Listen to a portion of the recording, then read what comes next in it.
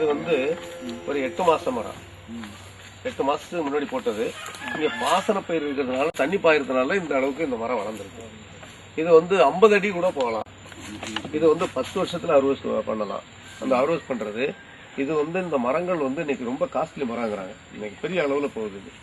இதுக்கு காயா ஜனக்லான்சிஸ்னு பேரு. ஆப்பிரிக்கன் இருக்கு இதனுடைய ஒரிஜினல் பேரு. இதனுடைய தாயகம் ஆப்பிரிக்கா. இது பர்பஸ் வந்து உலகம் பூரா ரயில் பெட்டிகள் செய்யறாங்க, துப்பாக்கி கட்டைகள், அப்புறம் ராணுவத்துக்குள்ள தளவாடங்கள், ஜிப்புக்கு போகுது, பர்னிச்சர்ஸ், வீடு கட்டுறதுக்கு உபகரணங்கள். ரொம்ப ஒரு பினிஷிங் மரம். இது உறுதியான மரம். இது ஆப்பிரிக்கன் டேக்குன்னு பேரு. 10 ஆண்டுகள்ல அறுவடைக்கு வருது.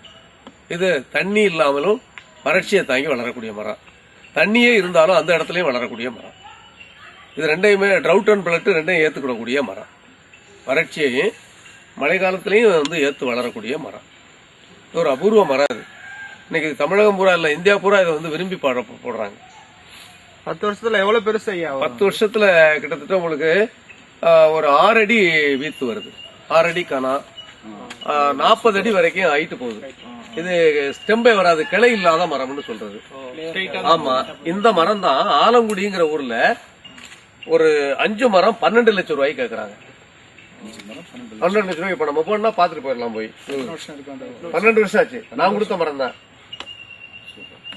அவங்கள்ட்ட நேரா பேசலாம். நீங்க ஆலங்குடி, இந்த ஆலங்குடி, புதுக்கோட்டை ஆலங்குடி. ஆமா, திரும்ப வெளியில கூட நம்ம பாத்துட்டு போகலாம்.